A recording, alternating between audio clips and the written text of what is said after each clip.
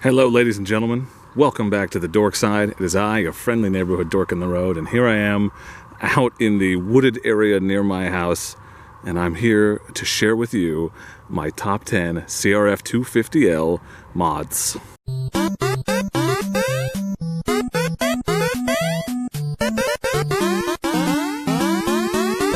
That's right, ladies and gentlemen, this is my 2016 CRF 250L. I've had it for 2 years now, and in those 2 years I've put 1,600 miles on it, 90% of which was off-road. So trail riding, forest riding, you've seen my videos, you know the kind of riding that we do. I have ridden it around on the road some, but not a ton. And in that time I've slowly added new things to it to increase its capabilities. Now, an important caveat before we get any further is that I have done no engine mods to this bike. All of the mods I've done are external mods.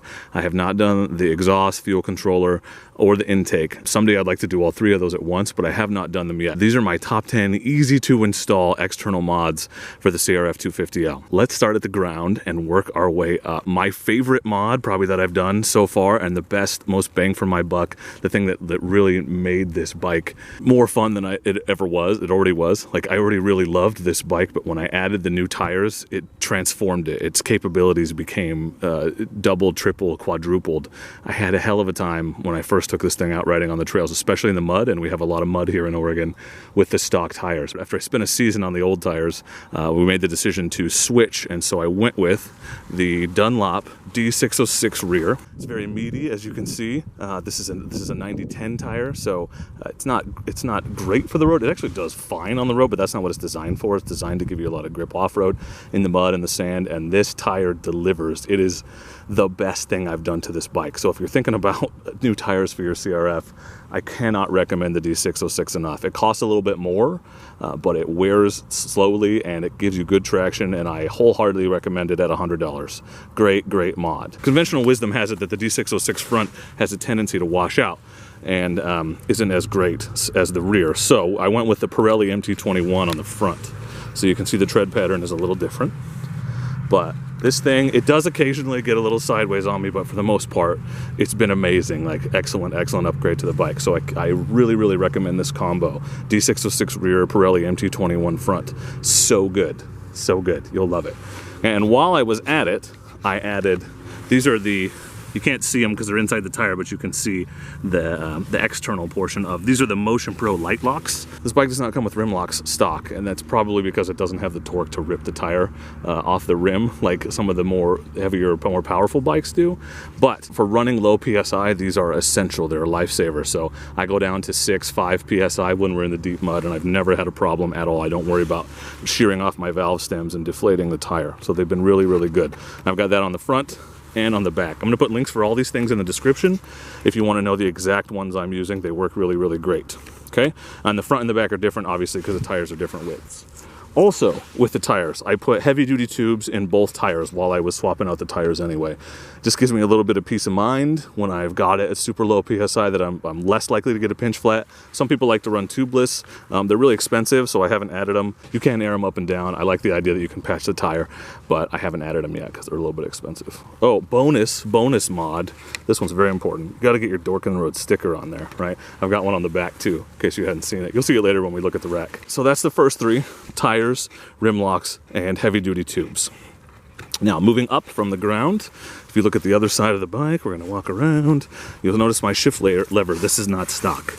Okay, this is the Tusk folding shift layer. It's actually black and red. It's hard to tell right now because the bike is very dirty. I ride this thing in the woods and on the trails all the time, and I hose it off when I get home, but I don't really bother to like give it a deep clean, like a super good wash, because I'm just going to get it muddy again. This thing is muddy all summer, so I know that probably upsets some people who are like super hardcore about keeping their bikes clean, but I just don't see the point when it just gets muddy again. I do maintain the chain though, almost obsessively. Every other time probably that I go out. I didn't do it this last time, but I do clean the chain on. That's my Tusk shift lever. That thing would have been broken multiple times by now, as many times as I've dropped this bike, seriously. So it's good stuff. All right, on the back, you can see I've added this rack. This is the Oasis CRF 250L rack. It's an $80 rack. I got it from Amazon. I'll link it in the description. I'm really, really happy with it. I like the shape. It fits my tail bag that I use really, really well. The only thing I didn't like was the stock mounting hardware was aluminum, and I destroyed those bolts the second time I tried to take it off. And you have to take those bolts out to take your seat off. So I replaced it with some bolts from Home Depot that are not, the originals were Allen key, and this is, you can get a wrench on it, so I like them a lot better. So I would highly recommend that. But that is the rack, the Oasis rack. It's very sturdy. I actually strapped the bike down on the back with it, put it on the trailer, mostly for safety. I don't put a lot of pressure on it, but just so that's there. So I trust it because it bolts right into the subframe here, and then right here where the seat goes. Speaking of the seat, I also have, this is the Mad Dog Gear ATV seat pad. This is Mad Dog is made by Coleman. So same company that makes a lot of camping gear, but it's for an ATV. Obviously it doesn't fit perfectly, but these things are $20 and I got this one for $10 at a swap meet. So I figured, what the hell? The padding is not what I would call plush, but what it does is it widens the seat. Do you see how much wider it makes it? This much wider. And so way less pressure in the middle of your ass. It makes the seat a lot more comfortable, especially when you're on it all day, like I often am when I'm out riding trails and in the woods. Thought about getting a seat concept seat. It's still something I'm considering. But for the money, for $10 or $20, if you're looking for a low-cost solution that'll get you by, or you want to try that before you invest the money, what do you got to lose? 20 bucks? I recommend that one. I had to take the seat off and I wrapped it around, but it wasn't too hard to install. So even though it's not exactly designed for it, so that thing is fantastic. All right, moving to the front. These are my Acerbis handguards. Now, do you see this? Can you tell? This thing has done its job time and time again. 90% of the time when I drop this bike, I drop it on the right because that's the foot I put down. Yeah, I know you're not supposed to, but it's taken all this abuse and I've never even come close to damaging a lever. So yeah, this one's taken less abuse, but some. These things, rock solid. I've dropped the bike at all kinds of speeds and from different heights and on different angles, and the thing, it has moved up and down a little bit, but I just bang it back in place and just keep riding because the dang thing just does its job. I know there's cheaper knockoff versions out there, but for the money, I think these Acerbis handguards are fantastic. I highly recommend them. In fact, there is not a mod on this bike that I don't highly recommend, because if I didn't, I would have taken it off by now, I'm assuming. Moving back behind the handguards, these are the Pro Taper pillow top grips. You can see they're starting to wear down a little. They're very soft. That was one of the complaints that people had about them was, oh, they're soft, they wear quickly.